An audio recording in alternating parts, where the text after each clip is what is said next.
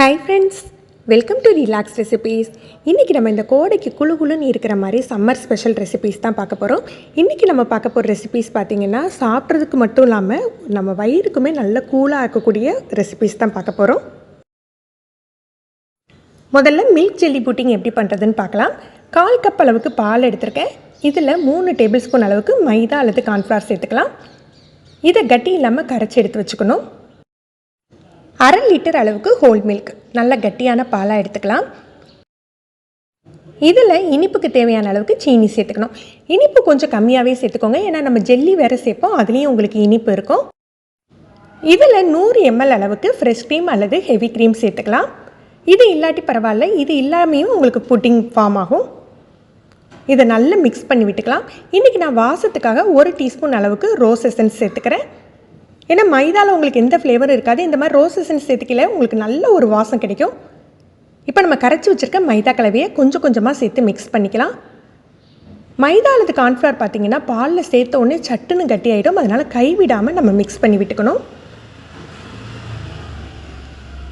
இந்த அளவுக்கு கட்டியான போதும் இதை எடுத்து வச்சிடலாம். ரொம்ப கட்டியாக்கக்கூடாது, ஏன்னா ஆற இன்னுமே கட்டியாகிட்டே போகும். உங்களுக்கு விருப்பப்பட்ட ஃப்ளேவரில் ஜெல்லி பவுடர் எடுத்துக்கோங்க. வெஜிடபிள் ஜெலட்டினான்னு பார்த்து வாங்கிக்கலாம். அதில் கொடுத்துருக்க மாதிரி 250 ml ஹாட் வாட்டரில் கரைச்சி எடுத்து வச்சுருக்கேன். முதல்ல கொஞ்சமாக நம்ம எந்த பவுலில் செட் பண்ண போகிறோமோ அதில் கொஞ்சமாக ஊற்றிட்டு ஒரு 2 நிமிஷம் ஃப்ரீசரில் வச்சு எடுத்துடணும். 2 நிமிஷத்துலேயே அது செட் ஆகிடும்.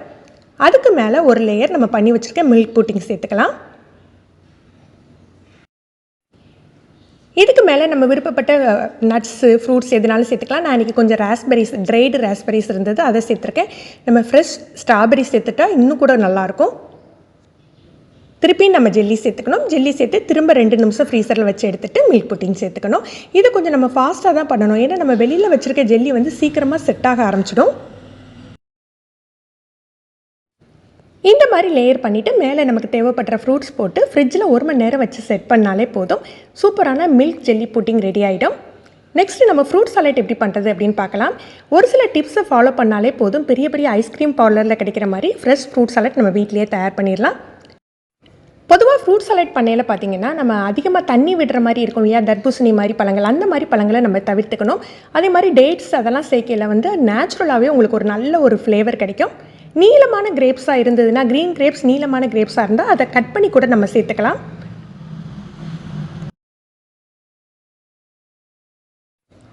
ஃப்ரூட்ஸ் எல்லாம் மிக்ஸ் பண்ணிவிட்டு இதில் 1 கப் அளவுக்கு நான் ஃப்ரெஷ் க்ரீம் சேர்த்துருக்கேன். இதில் தேவைப்படுற அளவுக்கு சீனி சேர்த்துக்கலாம். சீனி அதிகமாக சேர்க்கக்கூடாது, ஒரு 2லேருந்து 3 டீஸ்பூன் மட்டும் சேர்த்துக்கோங்க. உங்களுக்கு நேச்சுரலாகவே இனிப்பு வேணும்னா நம்ம தேன் சேர்த்துக்கலாம். இதை கலந்து நம்ம ஃப்ரிட்ஜில் எடுத்து வச்சிடலாம். ஃப்ரிட்ஜில் இந்த மாதிரி நீங்கள் மிக்ஸ் பண்ணி வச்சிங்கன்னா கொஞ்சம் கூட தண்ணி விடாது. பாருங்கள் எந்த மாதிரி கட்டியாக இருக்குன்ட்டு.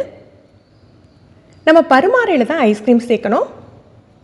உங்களுக்கு விருப்பப்பட்ட ஃப்ளேவரில் உள்ள ஐஸ்கிரீம் சேர்த்துட்டு நட்ஸோ ஃப்ரூட்ஸோ மேலே தூவி நம்ம பருமாறிடலாம்.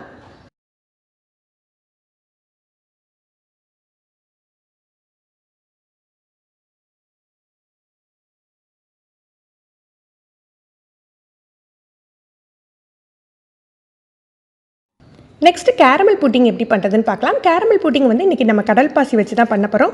ஒரு 5 கிராம் அளவுக்கு கடல் பாசியை மிக்சியில் பவுடர் பண்ணி எடுத்துருக்கேன். கொஞ்சம் 1-2 தான் பவுடர் ஆகிருக்கு. இதில் கொஞ்சம் ஹாட் வாட்டர் விட்டு ஊற வச்சுக்கலாம். இந்த மாதிரி கடல் பாசி சேர்த்து புட்டிங் பண்ணுறதுனால நம்ம வயிறுக்கு நல்ல ஒரு குளிர்ச்சியாக இருக்கும்.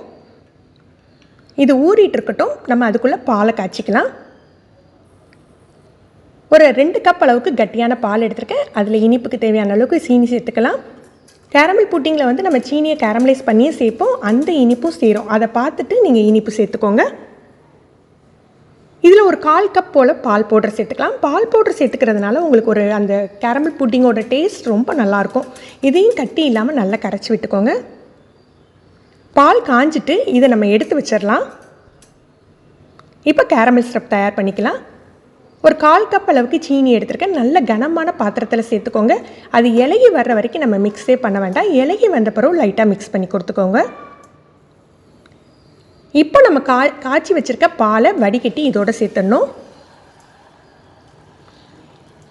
கேரமல் சாஸில் வந்து நம்ம பால் சேர்த்த உடனே கொஞ்சம் கட்டியாகிற மாதிரி இருக்கும், ஆனால் நல்லா உங்களுக்கு கரைஞ்சி வந்துடும். இப்போ நம்ம ஊற வச்சுருக்கோம் இல்லையா, அந்த கடல் பாசி இதோடு சேர்த்துக்கலாம். நம்ம பால் பவுடர்லாம் சேர்த்துருக்கிறதுனால இது அடிப்பிடிக்கிறதுக்கு வாய்ப்பு இருக்குது. அதனால் குறைஞ்சி தீயில் வச்சு நம்ம கிளறி விட்டுக்கணும். கடல் பாசி நல்லா கரைஞ்சி கொதித்து வரணும். கடல் பாசி நல்லா கரைஞ்சிட்டு இப்போ இதை லைட்டாக ஆற வச்சுட்டு ஒரு பாத்திரத்தில் நம்ம வடிகட்டிக்கலாம். நீங்கள் எதில் செட் பண்ண போகிறீங்களோ அதில் வடிகட்டி சேர்த்துக்கோங்க. மேலே இருக்க அந்த பபிள்ஸ்லாம் எடுத்து விட்டுறலாம். இது கொஞ்சம் நேரம் ஃப்ரிட்ஜில் செட் ஆன பிறகு நீங்கள் வந்து நட்ஸோ ஏதாவது தூவணுன்னா தூவிக்கலாம். ஃபுல்லாக செட் ஆகிட்டுன்னா உங்களுக்கு ஒட்டாது. ஒரு 1/2 அன் ஹவர் செட் பண்ண வச்சுட்டு மேலே தூவிட்டு திருப்பி ஃப்ரிட்ஜில் எடுத்து வச்சுடுங்க. நல்லா கம்ப்ளீட்டாக கூலாகி செட் ஆனாக்கில் நம்ம பீஸ் போட்டுக்கலாம்.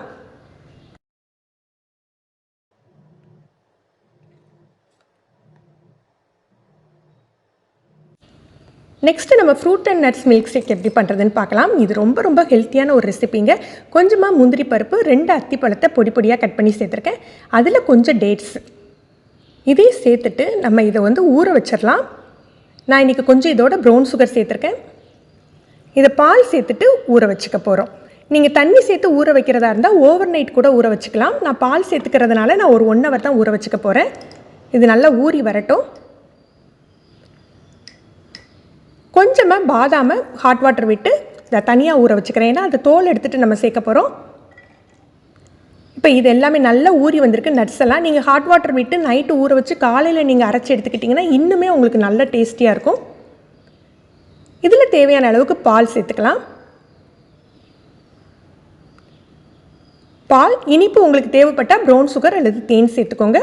இதை மிக்சியில் நம்ம நைஸாக அரைச்சி எடுத்துடலாம். இதில் ஒரு 1/4 கப் குடித்தாலே போதும். உங்களுக்கு டேஸ்ட்டாகவும் இருக்கும், நல்ல சத்தாகவும் இருக்கும்.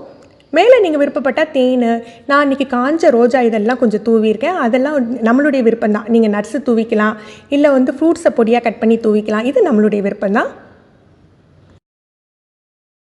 நெக்ஸ்ட்டு க்ரீமியான கஸ்டர்ட் எப்படி பண்ணுறதுன்னு பார்க்கலாம். ஒரு 2 டேபிள் ஸ்பூன் அளவுக்கு கஸ்டர்ட் பவுடர் எடுத்துருக்கேன். 1/4 கப் பாலில் கரைச்சி எடுத்துக்கலாம்.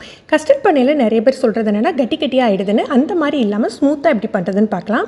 1/2 லிட்டர் பால், கட்டியான பால் நல்லா காஞ்சிட்டு தீயை நல்லா குறைச்சி வச்சுட்டு கஸ்டர்ட் பவுடரை கொஞ்சம் கொஞ்சமாக சேர்த்துக்கணும். அந்த மிக்ஸை கைவிடாமல் கிளறணும். அப்போ தான் உங்களுக்கு நல்ல க்ரீமியாக இருக்கும்.